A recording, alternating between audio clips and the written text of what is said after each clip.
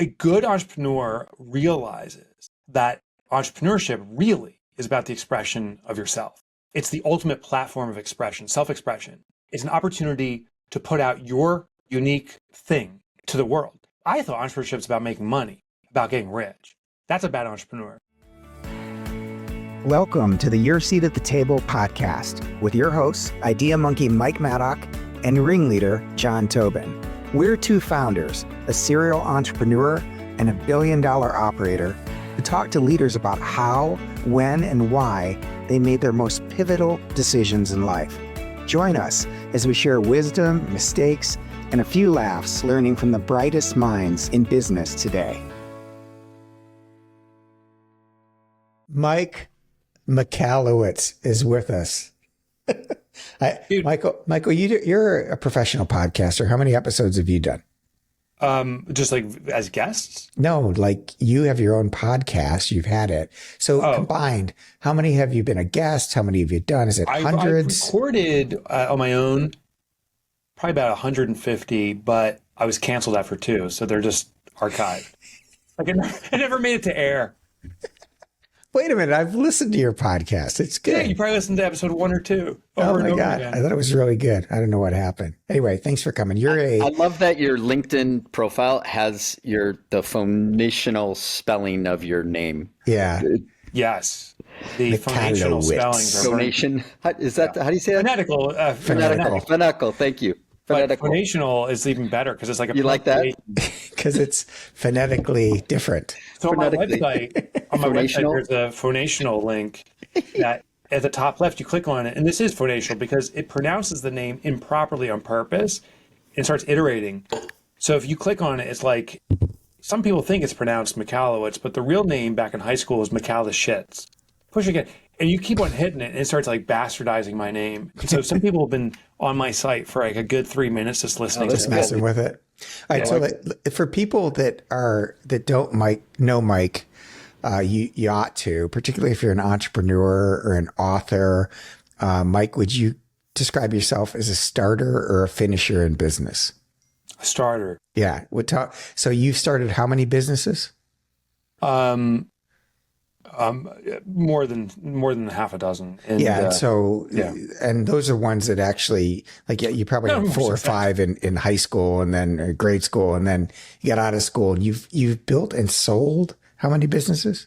I've sold 2. I had a Fortune 500 exit, private equity deal. I've invested now. I'm in 12 companies and we exited a couple. And then have 3 of my own that I'm either the majority owner or exclusive owner right now. Yeah. So I met Mike. Actually, John and I both met Mike in the same place. We met him at in the Endicott House at MIT.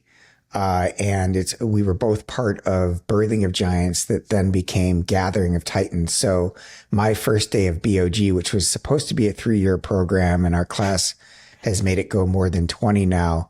Mike sat next to me, and Mike, beyond being a best-selling author and amazing entrepreneur, he also holds the record for the person that has made me snort liquids out of my nose more than anyone else in the world. Coke. I've got milk, like your Coke addiction. Beer, water, reverse, because you're so funny. You made me laugh. So, Mike, tell me, would you rather be an author or an entrepreneur, and why? Well, okay, today an author, in the past an entrepreneur, because I think the author, we have this platform of expression that is really unique in that it's been around since the beginning of the written script, since writing, and so it has such a great history. But dollar for dollar, I think there's no greater form of impact. I do what's called prescriptive nonfiction. So, for one purchase of $25, or you can go to the library and get for nothing, you can get a whole download of someone's thoughts. And if they do a good job, they compile it for you in such a way that's so consumable. Or you can have the greatest entertainment in the world for nothing. And it has this history. It can stick around. Like some of my favorite books are 100 years old in self-help. The funny thing too about books is you can you can be honest about it. So the critical feedback you can give, you can hear what other people feel and get a gauge for what will serve you. It's funny, I was like, does really every book get criticism? So I said, well, one book that probably hasn't is the Bible. So I'm going to look it up. The Bible has like thousands of 1 stars. And I'm like, how are you? One person said too much storytelling. Too much storytelling. Wait, no, better because like, who has the balls to do a 1 side? It's like the lightning bolt to shoot you off the earth. Like, what's the upside? What's the upside of giving it a 1 star? Upside. I'm going to give it 5 stars. I don't know. I'm giving it 5. I'm just going to do it. Yeah. It was so funny. It was so funny. So it's just, I think it's the greatest vehicle. It's a labor of love. I'm not inherently a good writer, but I will do all-nighters to write the best I can. So, John, do you mind if I run with this a few minutes? Because yeah, sure. I was just going to ask though how we got into it, like with the toilet paper entrepreneur. That was your first one, right? And so, was that like, did you always want to be a writer, and then you had success in business, and you had now you had a story to tell, or like I did that first book, because I haven't written any. Mike's written what, 3 or 4, but I haven't done it, and I'm just curious, like, what got you started?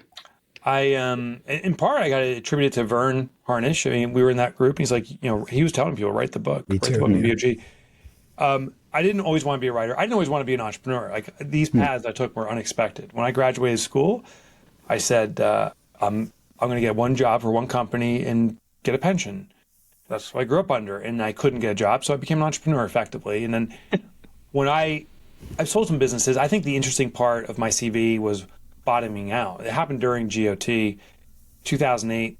I lost everything out of just pure arrogance. I wanted to have the biggest house. I wanted to have the most cars. I got a place out in Hawaii. I wanted to just live large. Huh. And it's funny, I say this when I do a speech now. I say there's a word in the Webster dictionary. I did look it up. If you are arrogant, admittedly I was, and ignorant, what's the word? And the word's dick. I'd become a dick. I was a total dick, and not like outwardly, but I was dicky. And I thought I was like, John, if I saw you and Mike, I'm better than those dudes. I wouldn't say it to your face. I'd be like, guys doing? No, actually, you did say it to my face, which is rude. Dick. And I had a Dodge Viper, which is the winning trophy of dicks. Yeah, like that is the Dickmobile. I had a Dickmobile. Today, I'm proud to be dickless. I was de-dicked because I lost everything. And I think it was divine intervention. And it became this call. I actually have it right. I'll see if I can. No, I won't bore you with it. But I have to my side here. I'm in my home office. This journal I started. I was in EO at the time, and I had a forum mate. It was YEO back then, and he goes, "Oh, you got to start journaling. Like it's a fucking diary, is what it is." And I'm like, "Why?" He's like, "Just to let out." He goes, "It's the cheapest form of therapy." Yeah. And I started writing stuff, and I hated God. I hated everything. I thought everyone was at fault except for me. And during that time, I had moments of clarity saying, at least I got the venting out. What's the reality? And I realized I'm not a good entrepreneur. I was lucky for those exits. They happened. I wasn't good at it. So I said, I'm going to figure out how to be a good entrepreneur. And I said, I don't know how to be profitable. And I devoted time to learning about profitability. I don't know how to be efficient. I'm a workaholic, and that's not good. And it became a journal that became, ultimately, I started writing for the Wall Street Journal on these ideas. And then they started to hit, and I'm like, I got to become an author. And that's how I fell into it. I remember taking a walk with you in the woods behind Endicott House while you were going through that. I know. I was trying to remove your shirt during that process. Yeah, we're not. We promised we'd never talk about that publicly. We did. I'm sorry. I was just being recorded. Yeah. It's a different memory. That was a different guy. But anyway, I remember you were really grappling with, what to do next. I think that it's interesting you say you're a bad entrepreneur because, how would you define entrepreneurship? What do you think an entrepreneur is? What makes a good entrepreneur versus a bad one? I think I'm a gooder entrepreneur. No, seriously. Yeah. You said I was a bad entrepreneur. I was a bad Who's a good entrepreneur? A good entrepreneur realizes that entrepreneurship really is about the expression of yourself. It's the ultimate platform of expression, self-expression. It's an opportunity to put out your unique thing to the world. I thought entrepreneurship is about making money, about getting rich. That's a bad entrepreneur. Yeah. That is a element that comes about because of what you do and the money. There was a dude, he found like Boston Chicken. I can't remember his name. Yeah, I remember. Okay. He was sitting there in our group. There's, 80 of us in that room. And I remember. A bell hit. I remember some kind of bell happened. And he goes, I just made money. And he started talking to the group again. And it was the first time I heard someone say this kind of feeling that money is meant to come to you to be of service. Because he was at least I saw him as such a kind guy. And he wasn't about making money. He was about using money as a vehicle to serve in a great way. And it was that was one of the moments of alignment. It's like, oh, it's not about making money. It's about utilizing money. And it's definitely living a life that gives you comfort and gives others comfort and support for your family. But entrepreneurship in its essence is expression of self. And that took me a while to figure out. I love that. I think I've never heard that said about being an entrepreneur. I think that's actually almost more inspiring than money, than making the money. I'm curious though, like the timing, like if I'm looking at your CV and you looks like you sold PG Lewis and Associates, right? And Forensics, yeah. And then you mentioned 2008. So were you in the middle of a new adventure at that time, or did the kind of financial crisis from the real estate issues and everything, did that end you? Like, did that ruin you? It didn't help, brother. It didn't help. But like, what was it? Like you said that you kind of lost everything or went really down, because it looked on the surface, just looking at this, and especially who it went to, some bigger companies, it would be like, oh, you succeeded, you have it. But what turned it where you were in dumps? Robert Half International, it's a Fortune 500, acquired my second company. The first one was a private equity deal. I sell the second one, and I'm like, oh, it's all about pump and dump.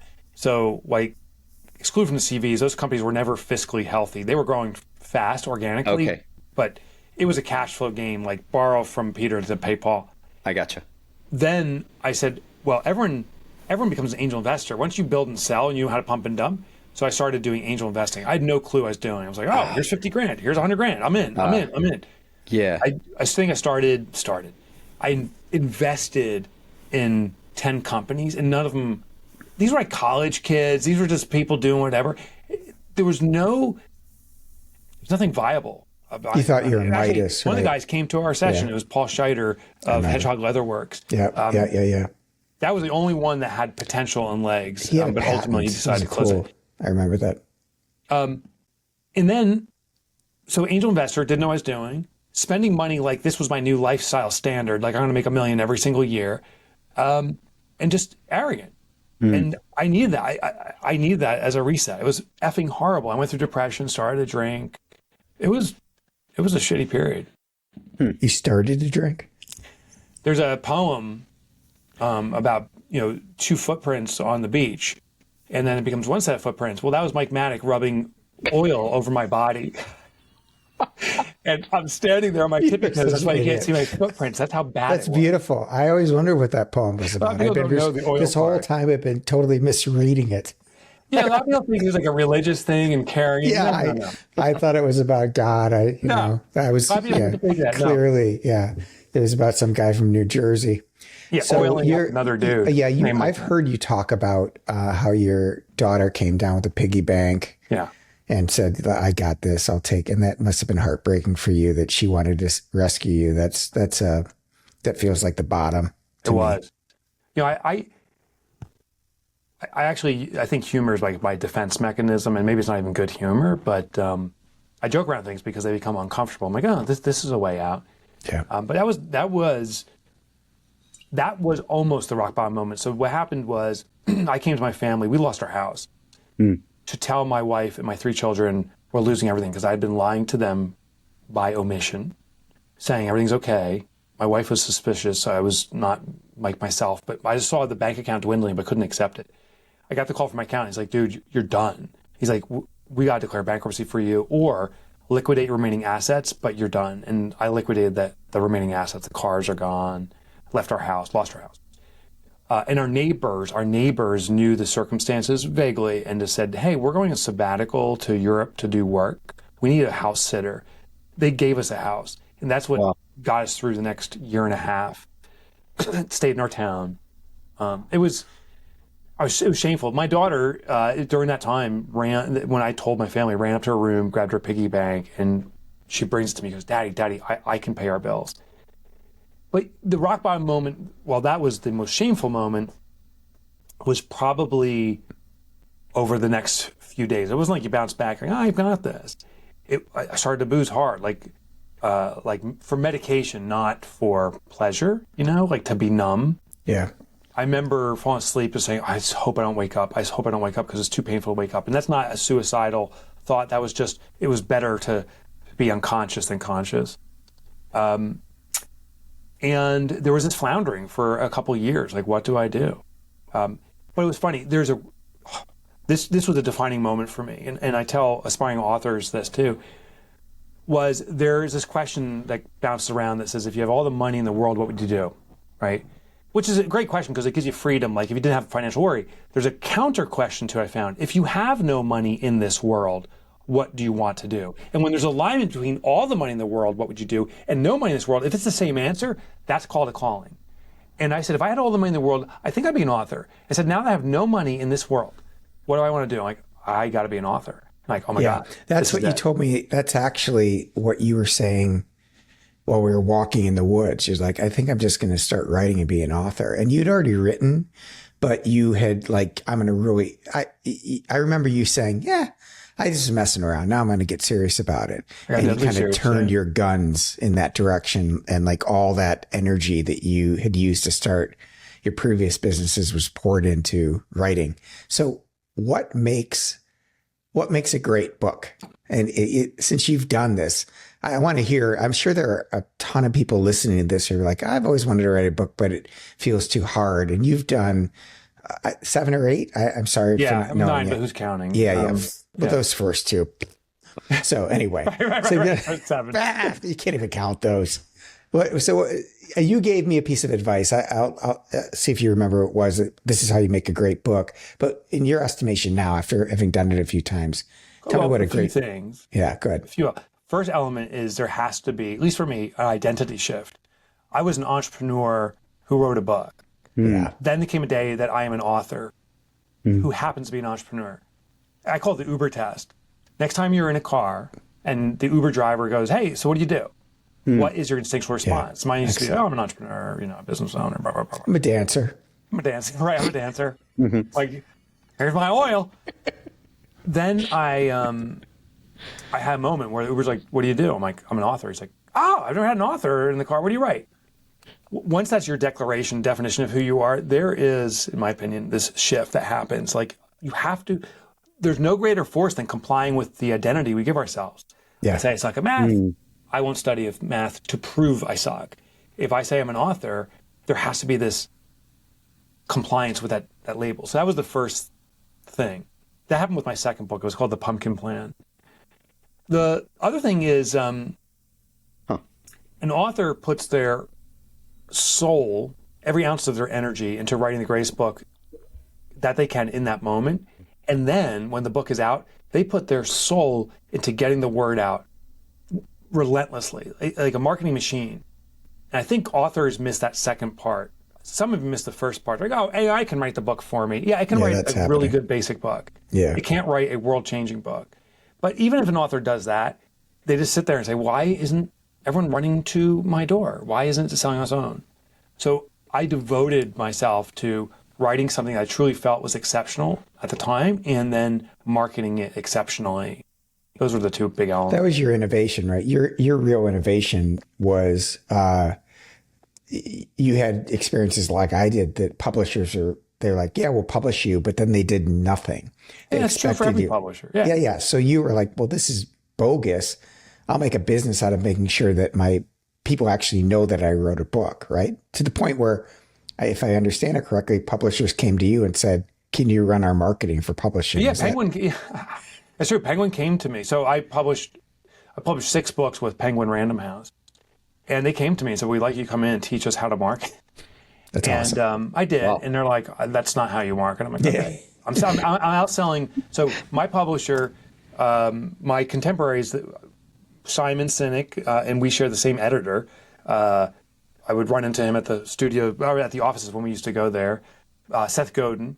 Those guys were outselling me because of the quality of their book and the momentum it had.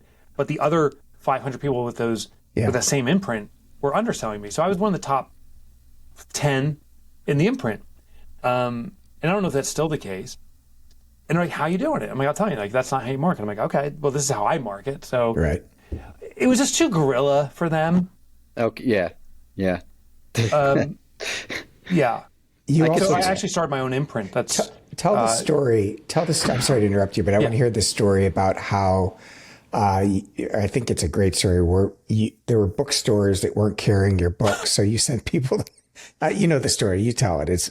So Barnes and Noble specifically wouldn't carry my book. This is I self-published my very first book, and then Penguin picked me up because of this. So important fact, and Running in Parallel was a new author named Gary Vaynerchuk, and he wrote a book, Crush It, his first book. Gary. I wrote The Toilet Paper Entrepreneur. I call Barnes and Nobles, found a number, I don't remember how I did, and called them and said, hey, I'd like to have my book at your store. And they said, well, what's the title? I say Toilet Paper Entrepreneur. There's like a pause and a laugh. I then say, they go, who's your publisher? I said, I self-publish. There's another pause and laugh. And they said, oh, we're sorry. We wish you the best of luck, but we don't carry self-published authors, and good luck. Click. So I'm like, okay, lesson number 1 or 1,000, I don't know. Never take no for an answer, right? So I'm like, okay, that's not the path, but I want to be in Barnes & Noble. So I call my buddies, about 30, 40 guys, so buddies of buddies, too, and say, here's my books. I gave them 30 books each. And I said, every Barnes & Noble's, but I want to hit a region, so the tri-state area, New Jersey, Connecticut, Pennsylvania, New York. Every Barnes & Noble's, we're going to sneak books into the stores. My one friend, JB, I'll never forget, has this backpack on. I don't know why he wears all black. It's like we're stealing things, dude. The Unabomber. He Unabomber. He's like, dude, he's filming himself. He's like, dude, I'm sneaking into Barnes & Noble's in the middle of the day. There's people like going, who the hell is this creepy guy? And he unloads 3 or 4 books on the shelf, stacks it. Like, I'm going to Barnes & Noble's. The first one, I'm terrified. I'm like, can I get arrested for giving books? Yeah. And by the end of a couple of days, we were in 40 stores. And I'll never forget this. My phone rings, and I look down. This is when we still had phones before Zoom, and caller ID pops up. It says Barnes & Noble's, right? I'm like, what's the chances? I answer, my hand's shaking. I answer the phone. I go, yeah, hello. It's the exact same woman I'd spoken to months prior that rejected me. She goes, is this Mr. Michalowicz? I'm like, yeah.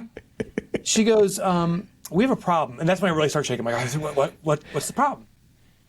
We're selling your book, and it's not properly listed in our inventory. We actually had a situation down at such and such store, the one I put a book in, and the customer was frustrated they can't make the purchase. We got to figure this out. Who's the distributor? And I'm like, what's a distributor? I'm so nervous. I don't even know what she goes, what do you mean?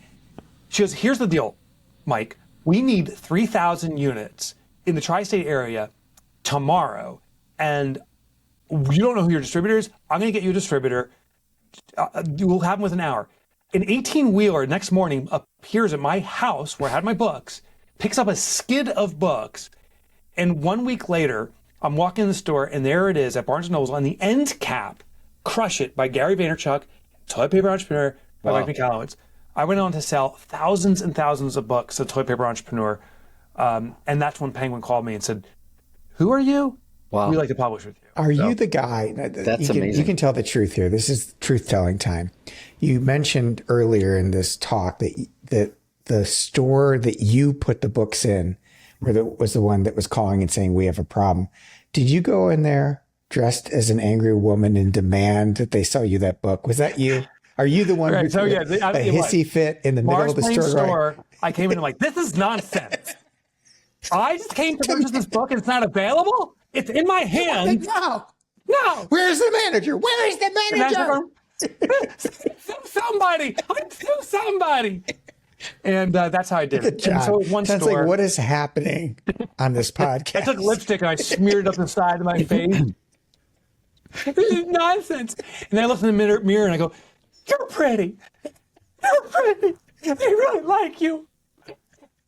That was it. That's how I left the store. Yeah, that's the real technique. Yeah, that's exactly what happened. They really like you. You told me that every great book... I'm still putting my lipstick on. Every great business book has a single idea. Yeah. It's in the title, and every chapter is that idea said differently. Yes. And I think that is absolutely brilliant. No one had ever said that to me before. It's so effing hard to do, too. I know, but like, just think of the best-selling business book, Good to Great.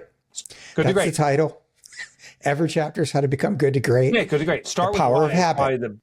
Yeah. So Good to Great is more of the aspirational title, which is amazing. Start with Why is the actionable aspirational title. I start with Why is the instruction set. I want to know why, purpose. You know, Simon wanted the book title to be The Golden Circle, and he was fighting Adrian, the publisher. Adrian Zackenhein's like, this is it. Will Weiser, he was the marketing director at Portfolio at the time, Penguin, came and said, well, this is not going to be the title. They said, your title start with Why. Penguin gave that to him on a golden platter. I wonder if it was The Golden Circle, if that book would have done as well as I have a bad feeling about The Golden Circle. I'm not sure why. I know. It sounds like a fraternity thing, you know? Yeah. Well, congratulations. You're now a member. I don't feel good about myself. Do you remember Simon doing that at MIT for us? Totally. Before the book, like 3-4 years before the book. Nice. He did the whole where was it, Puget Sound talk, TED talk in front of our, the 3 circles. Yeah. And the lesson was, and for all you aspiring writers out there, Simon is an excellent speaker. He's an ad guy. He's a creative director. He had practiced that, his little TED talk for years and years and years. So that when he got up and did it, and that's his magic trick. I interviewed a guy who's a Broadway producer, and he said every great speaker has a magic trick. And the trick is to make it so easy that you can go home and do that trick. Yeah. And he used Simon Sinek's Golden Circle as an example, because everybody that saw it went back to their office and said, I want to show you something. Yeah. And they did the 3 circles. Yeah. That was the magic trick. And I remember like it was yesterday when we saw him do that 3 years before the book came out, I think. I said, I came back to our office and I said to my team, I'd like you to meet my golden circle. I got slapped. Yeah, that's why you went to prison, but we're not going to talk about that in this podcast. That's a different podcast. That's a different one. Yeah. All right. I'm curious, Mike, you said something I think is really interesting and it's got me thinking. So if you had all the money in the world and if you have no money, if they point to the same thing, then that's your calling. Do you still have the same calling? Can your calling change? I don't think so. I don't know if I'll show you guys. I have it on, like I'm so into calling. Let's see if it cuts over. See that right there? Oh, it zooms in too much. It says eradicate entrepreneurial poverty. So I got to zoom out. But that's my life's purpose, is to eradicate entrepreneurial poverty. Can I get a loan? And, I think we can start this eradication project right now, buddy. I think our calling doesn't change. I think there's this unquenchable thirst we have for something, and I think it's trying to resolve something from our past.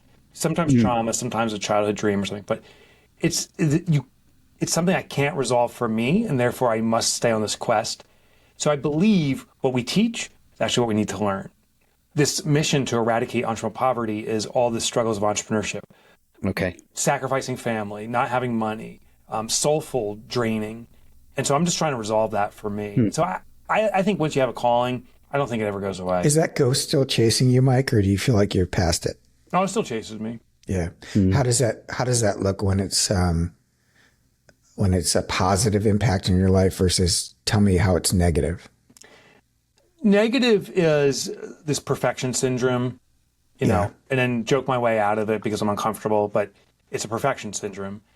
How the positive thing is this relentless energy. People are like, why have so much energy? Because I feel desperate, honestly, to serve folks, myself, but to serve folks.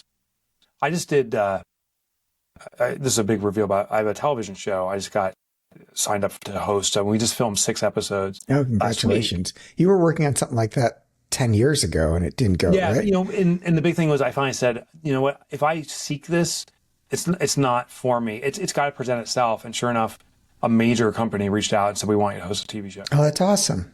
Yeah, thanks. I can't reveal any more about it because it's releasing in July, but everybody wants to know. Go ahead. At your wedding, I'll be like, I gotta tell you the story, not about Mike and Tina, about my TV show. Wait, I thought you stopped drinking. What's happening? Is that like at your wedding, I'm gonna get drunk and vomit. Okay. I did stop drinking except for that wedding. Yeah, except at weddings. Be ready. Be ready. I'm gonna wear a wedding dress. I'm gonna be smearing the lipstick on. I love you, Michael. This is probably a good time to tell everyone that Mike is the flower girl at my wedding. I know. I'm excited too. Tina invited me to be the flower girl, and I've been practicing throwing rose petals. So Mike is, John, I think you know this, but Mike, I'm getting married in a month-ish, and Mike is the one that introduced me to Tina. Oh, so I did not know that. Yeah, I did not know that. So Mike, go back to Mike's question. Yeah, something more interesting than Mike's wedding. No. The lipstick thing is just amazing. Let's talk lipstick. We have to get a demonstration of that. I mean, more than your acting. But besides that, like what you were sort of saying, it doesn't bother you too much, or you never get bothered by it. Like I'm imagining so many entrepreneurs, easy for me to say, just kind of bugging you in a way, like kind of constantly bugging you. But does that just continue to fill your cup, or does your cup ever run over to the point where it's just like, okay, I had enough. Yeah. I'm going to do this. I mean, the positive and negatives, you were kind of going down that path. So the negative is perfectionism. So the expression is do it again, do it right, do it again, which becomes workaholism, which is not good. And I don't enjoy, but I can see how I can fall into that. The flip side is this relentless source of energy. Now, it's funny in GOT, they're like, oh, how many people have ADD? 90% of the room. Everyone's like, what? What do you? I wasn't paying attention. What do you ask? Exactly. I've been diagnosed with hypomania, which is 1 degree less than hypermania. So that's part of it. But the expression of it is, I ain't gonna stop until it's done. So with the TV show, the producers came up and said, wow, like that was 3 episodes over 6 or 8 hours, and like your energy is higher, and on stage I'll be that way. But the source of it, I really feel, is this need to resolve the ghost. Yeah. Okay. And I'm not going to stop. And to persuade others, I don't know any other way than being more positive about them than they are about themselves. Yeah, so I wrote about you in Plan D. It wasn't the ghost chapter, but is that the one you cut? That section you cut? No, actually, it was about frameworks, but I digress. The ghost, you mentioned the ghost. I've never met a successful person, uber successful, that is neither chasing a ghost or being chased by one. The question is who's got who, which is where that question came from. Because like people that understand what drives them and why they get up in the morning, what they're trying to fix or please or whatever, they have it. They're chasing the ghost. They're like, okay, I know I've got this about me, so I'm going to do A, B, and C, and here are my metrics. I'm going to kick its ass and blah, blah, blah. Some people never realize it, and they're just jerks. Like they're manic. They're not good parents. They're not good bosses. Yeah. And it feels like you had a moment where you're like, okay, I see what's happening here. So this is what I'm going to do. I mean, was it the rock bottom moment for you? Was that the real kick? That was the reset. But was that, what's his name? Steve Jobs, who said like, you only see the dots after or in retrospect or something. It took me a couple of years to look back. So there was the gutting. So there's like 2007, top of the world, Dick. 2008, the gutting. Placid. By 2010, I'm looking back and saying, oh, that's the best thing that could have ever happened to me. And starts this reset. And then there was but the desire for income and money became insignificant compared to the desire for impact and service. Still significant in sustainability, but not like that was my primary motivator. And so it's like, oh, this is cool now, man. And I don't know, it felt so much more fluid. But it took that retrospect. It took me years to look at it. That must have been hard on your family. Take a lifetime to resolve it. Was that hard on the people around you? Like, yeah. how did they get through that? Like, it's funny. So I wrote a new book recently, and it's going to shocker. I know. This is number 19, if you're keeping track. Right. 9 published, 19 written. Okay. And I sat down with my wife, and when we hit rock bottom financially at home, like it was done. I looked that year, I made $9,000. I looked at my Social Security thing. As my total income when I had 0 left, and I had $300,000 of credit card and other kinds of debt. My wife, she grew up with severe abuse. It's a horrible story, but severe abuse in her family stuff. And we were just talking a few weeks ago. She goes, you know what? When we were in that moment, she's like, I at least knew what to do. She's like, she goes, it was shitty, but I knew exactly what I needed to do because she lived through it. She knew what financial rock bottom and worse is. So it was this weird disconnect. I remember her saying to me too, like, Mike, you're just a constant dark cloud. I wasn't even trying to joke back then. Like, that's hard to believe, knowing you that you must have been carrying a lot, like that, the weight. Yeah, it was really difficult. But I cherish it now because I think it brings empathy and humanity to me. Well, it's the de-decking. And just to be, for folks who are listening to this, who might be going, wow, stop asking these questions. I've seen you talk about this openly. Like it's kind of your gift to the world now that you went through it. And there's nothing worse for me to listen to than someone who's like, doesn't understand how lucky they've been and believe that they're just the smartest person in the world. And like, you know what? Everybody who's successful, luck was on their side. They had to be a little bit lucky. And the best leaders, in my opinion, are the ones who can say, either I got really lucky or I didn't, and here's what I learned from it. Like, they have empathy. They went through something where they're sharing, what they learned going through the hard times, not just talking about how rich they are, or how much, how successful or how smart. Yeah, boring. Yeah. Disingenuous, I would say. Yeah. The three of us, and I don't mean this facetiously, we're all lottery winners. Like, it's 3 white guys, middle age. That's not coincidence. We are lottery winners. Someone asked me, you ever win the lottery? I'm like, yeah, I was born in the United States, Northeast, white, in the 70s. You can't get a bigger lottery win than that. We are given such an advantage. And plus the trust fund baby thing. And the trust fund. It's true. And so I think with that comes great responsibility. In the human race, running race, I'm saying, we were put 20 steps before the starting line where everyone else is back there. True. Yeah. And so to win ain't so freaking hard, even though it feels that way because you're still running. But we have a great responsibility. If you're going to cross that finish line, you better be noble and caring. I actually, that the BHAG, is that Jim Collins' big, hairy, audacious goal? Yep. I translated that to say that isn't right, in my opinion. It should be the big bang, which is big, beautiful, meaning of beauty to yourself, audacious, noble. Like, where's the nobility in what we do? So big, beautiful, audacious, noble goal is, I think, what we need. Yeah, that feels evolved. Who in your life were your role models or your mentors, that like some people that you learned lessons from watching? I mean, we've been talking a lot about you stubbing your toe, but did anybody else around you go through stuff or teach you stuff that you carry with you today? Yeah, extraordinary parents. I'm very lucky. Yeah. A mom that raised my sister and myself was home all the time. That's a big freaking deal. Like, to come home from school and you got your apple snacks there. I don't take that lightly.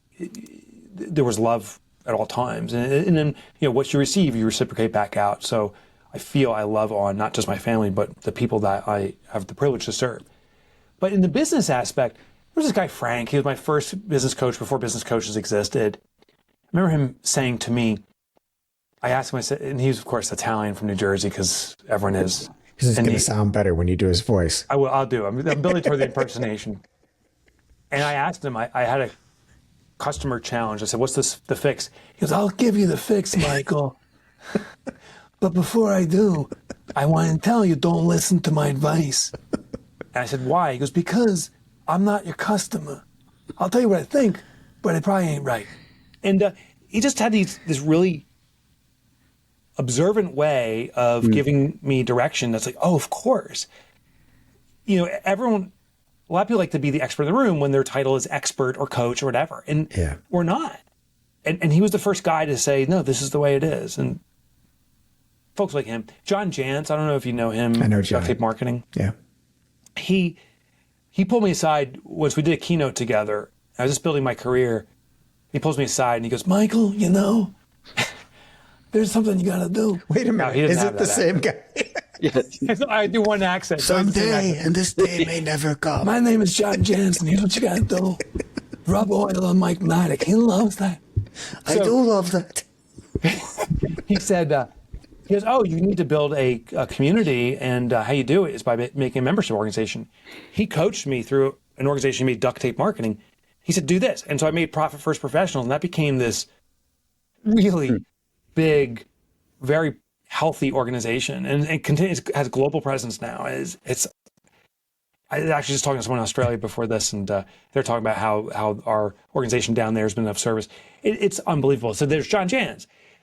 But most of it's these fleeting moments where it's one word or one quote that just hits, and it's like, oh, even though I may have heard that flavor 1,000 times, that was the one that was the thread that finally got pulled, and I see it now. And plus you took action on it too. I didn't take action. You made it real. Yeah. So we're talking, you know, almost a little bit of historical piece, and for your career and kind of the trajectory that you've been on and the journey you've been on. But I'm curious, in maybe not a negative piece, but a time, let's say, where you really needed to make a tough decision. And you know that this podcast is called Your Seat at the Table. And I'm curious, like, as you had to make that decision, who did you put at your table? Who did you get advice from? Who did you lean on? And how did you go about making that really tough decision? It's one of the things that Mike and I want to continue to explore, really, with all the different leaders and folks that we have on here, is how did they come up with the pattern to make that decision? Is there anything that you would distill down to, this is how I went about it, this is the people that I surrounded myself, or did you just get some inspiration, you know, like one of those quotes? The one that comes to mind was probably one of my most difficult days in business. So I had a business, I won't say what it was, but it had 30 employees or so, and my partner in the business was managing the numbers and was not managing the numbers. And we came to this precipice moment where we couldn't make payroll, and the business was in real trouble. I spoke to the accountant. He's like, I don't know what's going on, but you got to clean up. So the decision came to lay off half our staff. And my colleague decided to leave for a trip that he was planning, and said, no, this is something you can just handle on your own. And so, which was actually, I was spiteful, upset about that, but then also I'm grateful because he shouldn't have been there. The mentor was my accountant, and saying, this is the reality. And someone said somewhere, and you all have heard this, if you keep this going, the whole boat's going to sink. If you let people off now, they can pursue what their passion is, and you're actually saving them because they're not going to have a job in a few weeks anyway, and everyone else you have a chance to save. I sobbed before, during, and after that. I called a company meeting, 30 people in the room, and said, this is not your fault. This is mine. The numbers are bad. And it has been mismanaged by me. And I take full responsibility. And now I have to make a decision that's crushing me. I need to let people go. I called person after person in, and they were crying and scared because we had such a fun business that seemed to be growing so well, and it was growing, but it wasn't profitable. And fired him. And by the end of the day, I was exhausted, and not a single person got angry. Everyone understood, and everyone left. And then I called in the rest of the people. I said, I think it was 15 people left. I said, we're the last people that are remaining, and we're going to turn this company around. I said, I have one final ask, and this is the greatest mistake I ever made. I said, I'm cutting my salary completely, but I need everyone here to take a 10% salary cut. Yeah. And until we can recover, because it's the only thing left to keep us going. Well, here's why that's a mistake. I just let go all these people, and I go to the last people that have to double their work. There's 30 gone. I mean, there's 30 total, now it's down to 15, and saying, double up your effort and take less money. Secondly, I just said I did everything to stabilize the company, and then told them to their face, I didn't stabilize the company, you got to take a salary cut. Those people started looking for jobs, and I would have too. Like, why am I staying here? What I should have done, I never made that mistake in the beginning. But once I caught the mistake, I should have let 2 extra people go and told everyone else that's left, you're unaffected compensation-wise, or even give them a little raise and say, I'm going to ask ridiculous things of you right now. Here's the greatest irony. Yeah, go ahead. A week later, we landed a major opportunity, and it carried the company forward for another 3 years, or two years, into after we were acquired and so forth. And no one had to take a salary cut, but that sting left forever. What did you do with your partner who was on the trip? That's what I want to know. What happened to that guy or girl? Well, he did not participate in those conversations whatsoever, and he, in my opinion, just looked the other way. And he's the type of guy he could never lose. So where's the body, Mike? Where did you bury the body? Come on. Okay. So the body is in Madison Park, New Jersey. Yeah, no, he's the type of guy that looks the other way. And I think that's his cross to bear, is he can't take responsibility for challenges, only for wins. And I wish him the best. But I had the same exact experience, and including the crying and weeping and it was the most horrible day of my business career. And I went to my partner at the time and said, this isn't equitable. I am suffering and you are not. And I said, listen, here's what's going to happen. You're buying me out or I'm buying you out. Here's what I will offer you, and I will take it right now. I will take that money, but this isn't fair. And he said, you're right. And he took it. Wow. So, but it was the same exact thing. It was like a wake up call for me. Like, oh my gosh, why am I the only one here that is suffering through this? I did it. It was my fault, but I just did, like, what's partnership about if you can't suffer and rejoice together? That's how it is. Exactly. Yeah. Exactly. Yeah. It was a devastating period. It's funny. I'm in contact. This is the interesting part. I'm in contact with some of those people. This goes back 20 years now or something. Yeah. And one of them was our in-house counsel, an attorney. I literally spoke with her this morning, and she went on to pursue her passion, which was to become a judge. She wanted to become a judge, and weeks later she became a judge. Another person wanted to navigate the world by sailboat, Carol, and she left and did that. Like one guy, Shaq, he was a rock star, wanted to devote his life to forensics. He'd found out his passion, and sure enough, that's what he stepped into. So it was just really cool to see people move down the paths they wanted to move.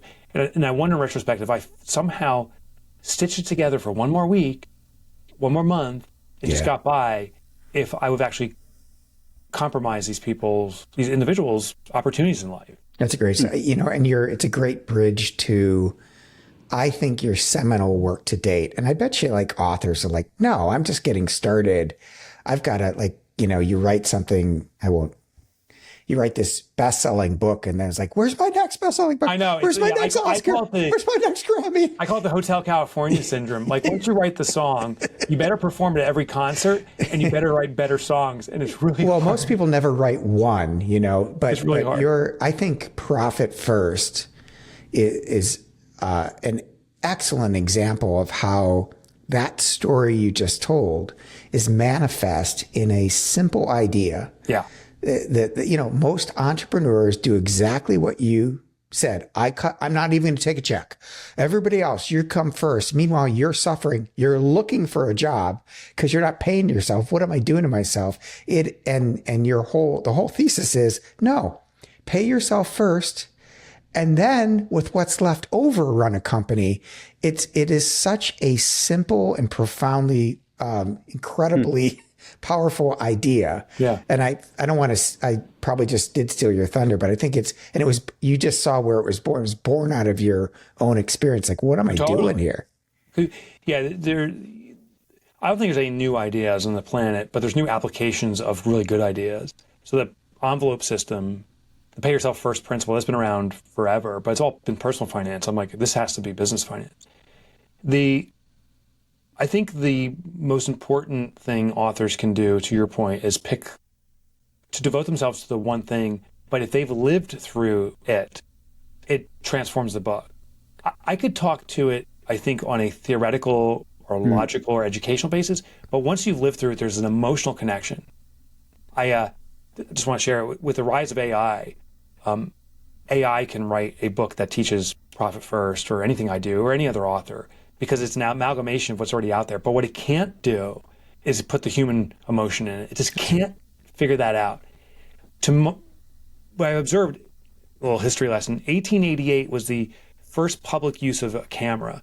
And up to that point, if you were a portrait painter, you were paid extraordinary amounts of money for the more accurate of a painting you could make, until 1889, where cameras were better than painters, and you had to become an abstract artist to excel. Abstract artists have made the most revenue, had the greatest impact in the world. Da Vinci's of the world and so forth. Not Da Vinci, but Da Vinci. Monet. Yeah. Let's go Monet. Let's go to Monet. Impressions. Yeah. No, it wasn't Da Vinci. Monet. And what was happening in the author space now is the rise of the abstract. Like, what can we do that brings this human element, this connection we never saw before, but it's so crystal clear when we see it? I think authorship is going to be elevated because of AI. It's definitely going to vet people out from writing scripts to writing soul-shifting books. Yeah, I love it. That's awesome. I think that's inspiring, honestly. I think a lot of people would be very inspired to hear that. Yeah, I have a conference coming up in a couple of days about AI and how it's affecting authorship. And is it the demise or is it the rise? I'm on the rise side.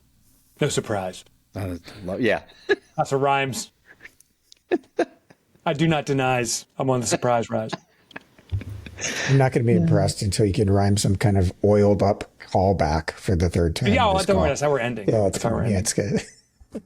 So what's next for you, Mike? I mean, you said you have another book. Apparently, you have a TV show. I literally submitted it last night for what's called Substantive Edits Round 2, and it's with my publisher. They're going to send it back. Does it pull you, or do you chase it? Like is it an idea that's so exciting to you that you're like, oh, I got to finish this, or just like, oh my God, I got to grind this out? For me, it's a labor of love. I'm not a good, efficient writer, but I got to do this. I need to master it for myself. I'm good to great at it. I got to master it. Perfectionism. I got to serve it to other people. So the new book's called The Money Habit.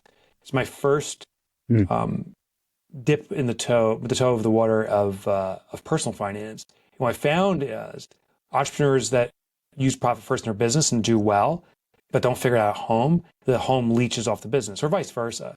There's this duality. So this book is how you nail the numbers at home, and it's going to stretch beyond entrepreneurs. It's going to be for the employees of companies. It's going to be for any of us who earn an income but struggle with money. So are you going to become one of those like radio hosts that starts out being really nice and telling sweet stories, and like 10 years from now, like, okay, how many times do I have to tell you? You Here's put the money in the bank. First of all, two things are going to happen. Either you're going out of business or you're going out of business. Which is it? Which do you want to do? You're going to be my first interview. I'll be like, Mike, I went over your finances. Everything's on oil. You buy so much damn body oil. That's the callback. And the callback. That's the callback. Yeah. You did it. You did it. Yeah. And with that. Well played. Thank you. Mike, I love you. Thanks for spending some time with us. I love you, Mike. John, this has been a joy. Thanks for your professionalism. Mike, you've made me uncomfortable the whole time. With the questions, the penetrating questions. Yeah. But dude, I love you. I love your story. I've been working on a little speech for your upcoming wedding. And I think I got something fun. Oh, thank you. Yeah, I'm supposed to do one of those too. Yeah, you guys are both at the wedding? Yeah. You're both speaking at the wedding. How many people are going to speak at your wedding? Is it 73? But it's a real honor. The wedding starts at 5 a.m. Yeah. I have the 5 a.m. ching, slot. ching, ching, ching. No, Good morning. Is anyone here yet? Mike Maddock. He's my best friend. Oh, you too? You too? You too? Okay. Thanks. Oh, God. I remember walking in the woods and suddenly, all right, Mike, congratulations on all your success. It's an honor to be your buddy, and I can't wait to see you on TV, I guess. I'm clearly going to be a guest. Excited for your show. Yeah, I'll send it over in July when it comes out. Guys, no, thanks for this. I can't wait to see both of you up in Boston in a couple weeks almost. Pretty soon. Yeah, we'll see you soon. Thanks, Michael. Thanks, Mike. Cheers. See you, brothers.